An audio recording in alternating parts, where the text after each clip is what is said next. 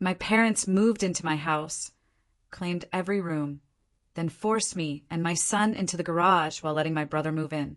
Okay, buckle up, because this isn't just a story about family drama.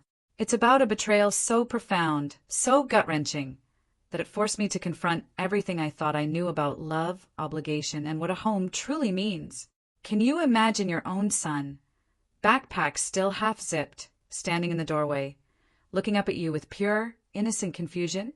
"Dad," he asks, eyes flicking past me to the living room, "why does Uncle Mark live in our house and we're in the garage?"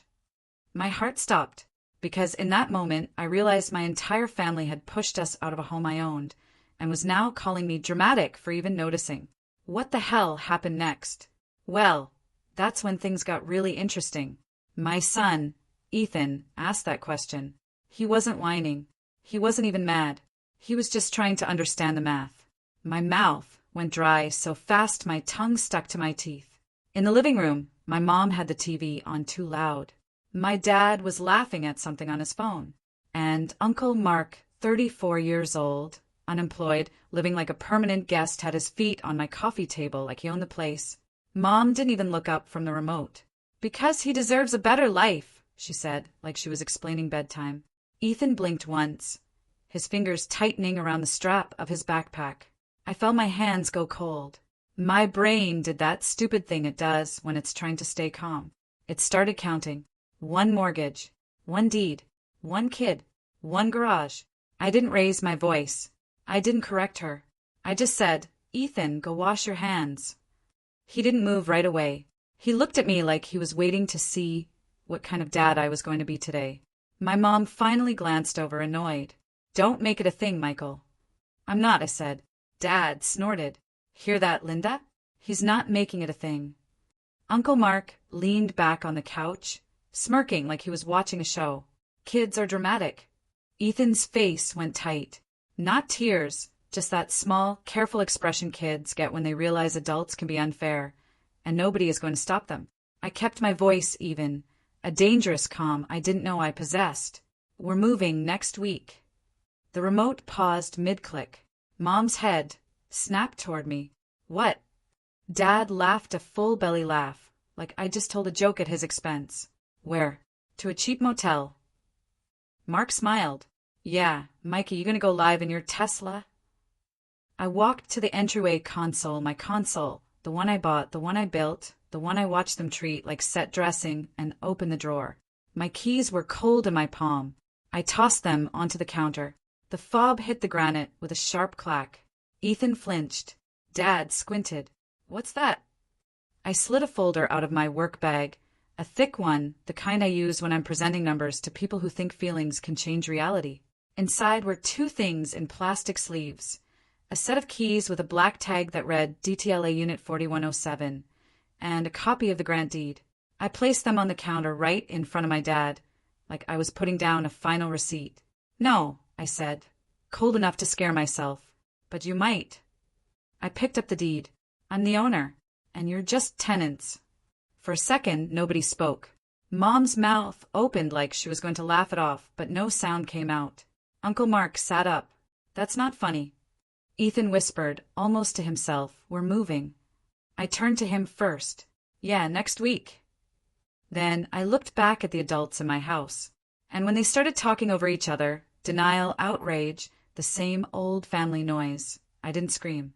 I picked up my son's backpack off the floor, took his hand, and walked back into the garage. Then I started packing. "I'm Michael. I'm 39. I work as an investor, equities and derivatives on an investment exchange desk in California. I live off numbers, risk, and timing, which is probably why it took me too long to admit I was being played by the people who raised me. We were in Irvine, Orange County. The house is a 4-bedroom on a quiet cul-de-sac with a lemon tree out front and neighbors who never make eye contact unless they're walking a golden retriever. I bought it in 2021. I have the closing statement. I have the wire confirmation. I have the emails with escrow. I put the title in my name because I'm not an idiot, but I still let them move in. It started in February 2023. My dad called and did that exhausted voice he uses when he wants you to feel responsible for his feelings. "Mortgage is killing us," he said. We just need a reset, a few months. My mom got on next. It'll be good for Ethan to be near family. They promised it would be temporary. They promised it would help me too. I was freshly divorced then. Ethan was 7. I had split custody, and I was trying to keep his routine stable while rebuilding my own. So I said yes. I told myself, it's family. It's temporary. I can handle a few months. I thought it was temporary. It wasn't. Within 2 weeks, the master bedroom was theirs. The guest room became Mark's room. And my son and I were, just for now, in the garage that had been converted into a barely legal living space. My mom called it cozy. She also called it fair. Mark is going through a hard time, she'd say. Mark was always going through a hard time. His hard time lasted a decade and somehow always required other people's money, space, and patience. The pattern was simple. They took. I absorbed. They called it family helps. 3 incidents made it crystal clear looking back. The first was the grocery thing. I bought groceries every Sunday. Actual food, not just snack junk. I'm the kind of man who can stare at candlestick charts for 10 hours. But I will lose my mind if there's no protein in the fridge. One week, I came home at 6:02 p.m. with 2 bags from Costco. I opened the fridge. Empty. Not we ate. Empty, like someone moved out overnight. Mom walked in, wiping her hands. Oh good. You're home. Where's the food? I asked. She didn't even blink. Mark took it to his friends. They were having people over. My food. I corrected. She smiled like I was being silly. It's all the same house. Ethan was behind me, small, quiet, watching. That night he asked me, do we have to ask to eat? I told him no. But the next week he started keeping granola bars in his backpack. The second incident was the money contribution. My dad started calling it rent without ever saying rent. Your monthly contribution, he'd say, like it was a membership fee to my own life. At first it was $500, then $900, then $1,200. When I said, I'm already paying the mortgage, my mom said, don't nickel and dime your family. When I asked where the money was going, my dad would shrug. Utilities wear and tear. Then one Friday, I came home early and saw an Apple Store bag on the table. Brand new iPad. Mark was setting it up. I stared at it. Who bought that? Mark didn't look guilty. He looked annoyed. I'd interrupted. Mom and Dad. My mom walked in, cheerful. He needs it for job searching. I opened my banking app, right there. My hands were steady, but my stomach felt like it was sliding. A Zelle transfer from me to my dad. 3 days earlier. $1,200. Memo, contribution. I swallowed it. Because Ethan was there. Because my mom was smiling like I was supposed to be proud of us. The third incident was the garage door lock. One night after a late market day, I came home at 9:47 p.m. Ethan was asleep on the fold-out couch. I tried the door between the garage and the house. Locked. I knocked. My mom opened it 2 inches. Her face was irritated. You woke me. It's my house, I said quiet. She shrugged. Rules are rules. You don't come in after 9 unless you text. I stood there in the garage, my keys in my hand, listening to my own mother enforce a curfew on me in a property I owned. Ethan stirred behind me and pulled his blanket tighter. I remember thinking, I'm teaching my kid to shrink. And I hated myself for it. The family language was always the same. Be flexible. Don't make a scene. Mark just needs support. You're successful. You can handle it. Family is everything. It's funny how family is everything usually means you will give everything. By the time we got to that Tuesday night in the kitchen, I wasn't shocked by the cruelty. I was shocked my son finally said it out loud, because he deserved better than a garage and a lesson in silence. After I put Ethan to bed that night, I didn't go back into the house. I sat on the edge of the fold-out couch and listened to their laughter through the door. My brain started doing numbers again. How much money I'd contributed. How many times I'd apologized for existing. How many months I'd been telling myself it was temporary. At 10:31 p.m., my mom texted me. Mom, don't be dramatic. We can talk tomorrow. At 10:33 p.m., my dad followed. Dad, you embarrassed your mother. Mark is family. Stop acting like a landlord. I stared at the screen until my eyes burned. Then I opened a new folder in my phone and named it House Receipts. I screenshotted everything. Bank transfers, mortgage, auto pay confirmations, the email from escrow with the subject line, recording confirmation, a photo of the deed in my safe, texts where my dad called it your house when it benefited him and our home when it benefited them. The next morning, Wednesday, January 15th, 2026, I left early for work. I trade for a living. My job is literally, don't panic, don't get emotional, make a plan. So I did what I do at work. I made a plan. Wave 1 came fast. Private pressure. Mom called at 9:08 a.m. I didn't pick up. She left a voicemail. Her voice was gentle, injured, performative. Michael, this is not who you are. You're punishing us. Think about Ethan. Think about what you're teaching him. Dad called at 9:22 a.m.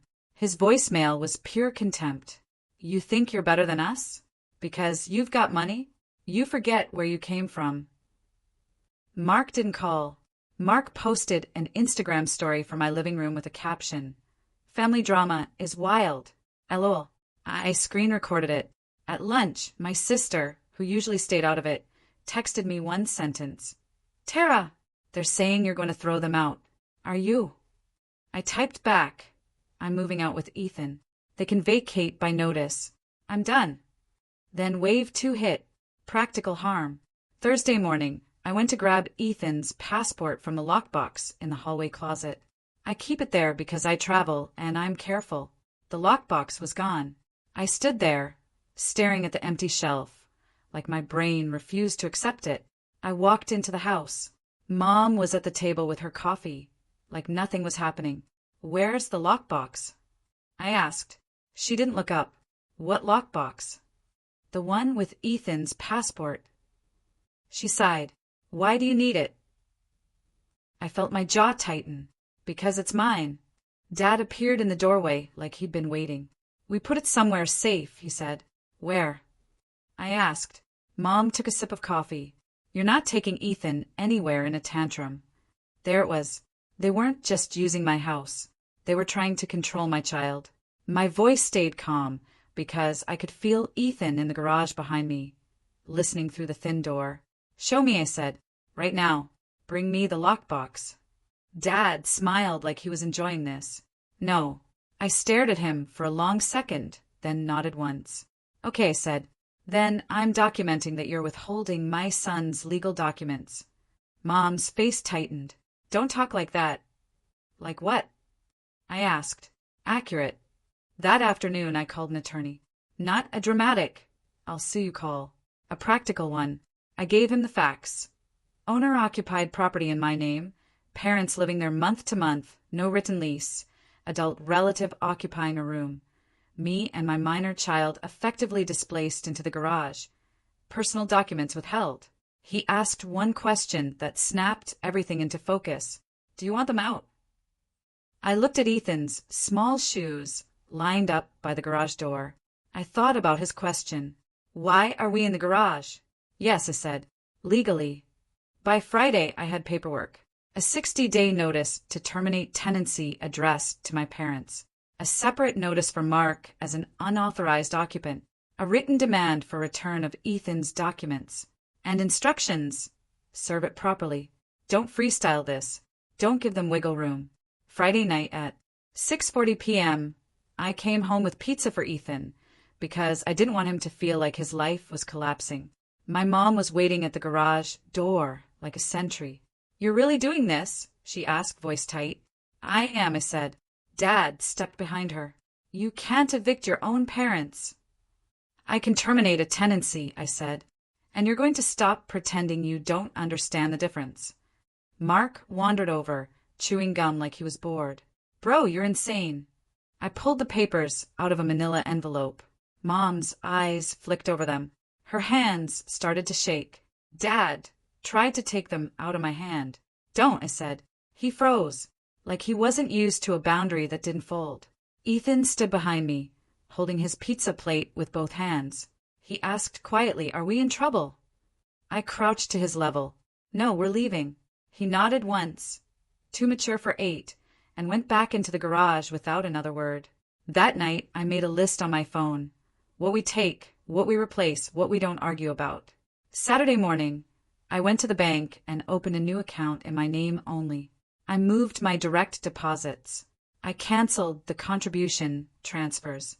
Saturday afternoon, I rented a small storage unit, Unit B114 off Barranca Parkway, and moved our box stuff out of the garage while they were in the house, pretending I wasn't real. At 3:12 p.m., my mom sent a text. "Mom, you're breaking your father's heart." I didn't respond, because that's when I stopped arguing and started documenting.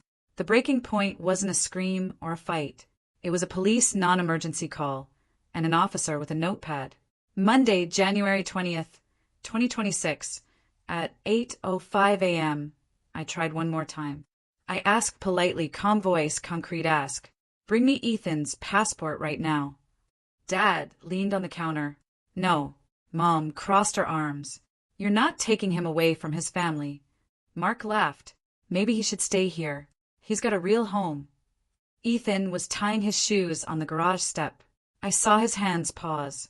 He didn't look up, but his shoulders went tight. Something inside me went cold and clear.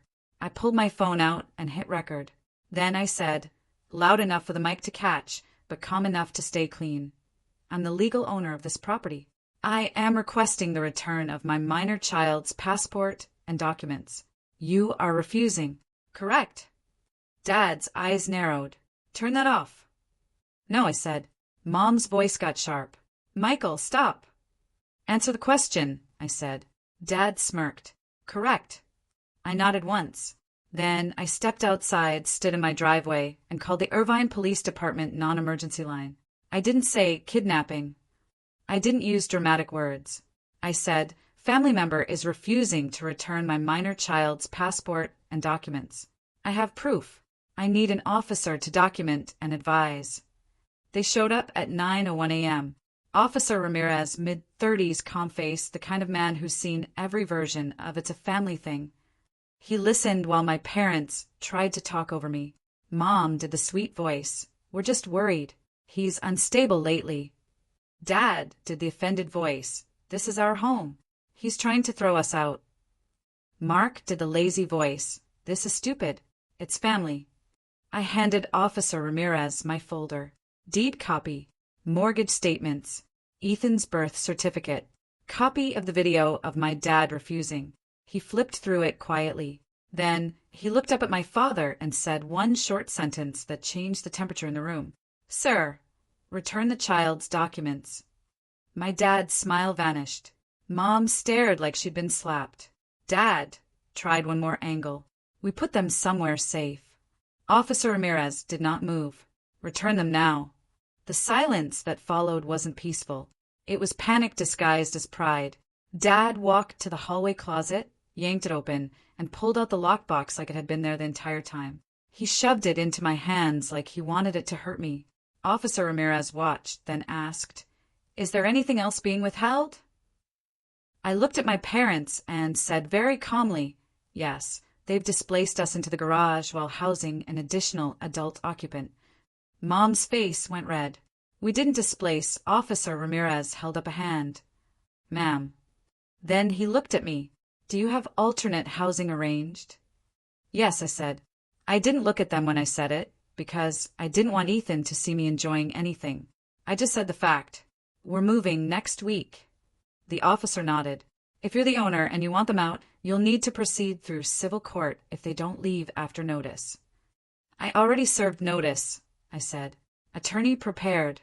Proper service copies here." Officer Ramirez made a note. He gave me a case number. Then he looked at my father again one more time and said something that landed like a brick. "This isn't a family vote." After the officer left, my dad's mask cracked. He slammed his hand on the counter. "You called the police on us." I didn't flinch. "You withheld my child's passport," I said. Mom's eyes went wild. "Because you're unstable. You're making rash decisions." I nodded like I'd heard it. Then I did the irreversible step. I took Ethan's hand, walked to my car, and drove him to school myself. After drop-off, I went straight to my attorney's office and signed the final paperwork to move forward if they didn't vacate. Then I drove downtown. At 2:18 p.m., I met the building manager for Unit 4107. Glass lobby, security desk, key card access. At 2:31 p.m., I walked into the penthouse with Ethan's small overnight bag in my hand, and my stomach still tight. Ethan stepped onto the hardwood floor and whispered, "It's big." "It's safe," I said. I didn't tell him it was temporary or permanent. I didn't put adult anxiety on his shoulders. I just said the truth he needed. That night, I sent one group text to my family chat. Mom, Dad, Mark, Tara. One sentence. "You have been served proper notice. All communication goes through my attorney. Do not contact Ethan's school. Do not enter my unit downtown. If you show up, I will treat it as trespass." Then I muted the chat. My phone lit up like a slot machine. Angry emojis. Dad's threats. Mark's insults. Tara's holy SHT. I didn't answer, because boundaries aren't speeches, they're actions. The first morning in the penthouse, Ethan woke up at 6:20 a.m. and padded out in his socks, like he wasn't sure he was allowed. He walked into the kitchen, saw the island, and stared at the bowl of fruit I'd put out, like I was trying to prove normal can still exist. He pointed at the window. The city was waking up. Cars. Lights. People who had no idea my parents had been turning my life into a garage. "Dad," he said softly, "are we allowed to live here?" My throat burned. "Yes," I said. "We are." He nodded, like he was filing it away as a new rule. Then he asked, "Can I put my backpack by the door?" "Yeah," I said. "That's your spot." He put it down carefully, like placing something fragile. A week later, exactly like I told him, we moved the rest. I hired movers. I didn't ask my parents for permission to enter rooms in my own property. I walked through with the movers and my attorney on the phone. My parents stood in the hallway, furious and stunned, like they couldn't believe I was acting like an adult with legal rights. Mom tried one last tactic. She showed up at the penthouse lobby with a cake on February 2nd, 2026 at 5:46 p.m. According to the security log, the building emailed me. Security called my phone. "Sir, a woman says she's your mother." Ethan was doing homework at the counter. He looked up, eyes wide. I didn't lie to him. "That's Grandma," I said. He swallowed. "Do we have to see her?" "No," I said. "We don't." I picked up the phone and told security she is not allowed up. "Please ask her to leave." Mom started crying in the lobby. Loud, public, performative. I could hear it faintly through the speaker. "Michael," she yelled, "I brought cake. You're being cruel." I kept my voice level. "You can leave it at the desk. I'm not coming down." Then I hung up. Ethan exhaled like he'd been holding his breath. That night we ate dinner in peace. Just the two of us. No shouting, no sarcasm, no family rules. 2 weeks later, my dad sent an email to my attorney with the subject line apology. It was 3 paragraphs of blaming me for being cold, 1 line about misunderstandings, and a final sentence that made me actually laugh once quietly in my empty kitchen. "We expect to be welcome back when you cool down." I didn't respond, because this wasn't a mood. It was a line. Ethan stopped asking permission to breathe after a month. He started humming again while he made cereal. He started inviting friends over without looking at me first, like he was checking if it was safe. One night he said, "Dad, I like our house." I corrected him gently. "This is our home," I said. He smiled. "Yeah, our home." My parents did eventually move out after the notice, after the follow-up filings, after my attorney made it clear I wasn't bluffing. Mark disappeared the second it became inconvenient. Of course he did. And my mother? My mother still tells people I abandoned my family. I don't argue with her version anymore. I live in mine. Because here's the boundary I kept, and I'm keeping it. Access to me is not a family right. The moral is simple, the kind you don't understand until you've watched your child learn to shrink. If someone needs you small to feel powerful, they don't love you. They use you. So no, I'm not available for that. This story is about the moment your child asks a question that forces you to see what you've been normalizing, and the cold clarity when you finally choose his future over their comfort. Michael isn't dramatic. He's a trader who lives in risk assessment and control.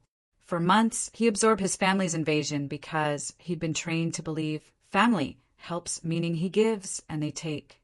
His parents didn't ask to stay temporarily. They colonized his home, displaced his son into a garage, and called it fairness. When his mother told Ethan that Uncle Mark deserves a better life, while the child slept on a fold-out couch, she wasn't confused. She was announcing the hierarchy. Mark's comfort mattered more than Ethan's dignity. The garage wasn't just a room. It was a lesson. Every night, Michael let his son sleep there.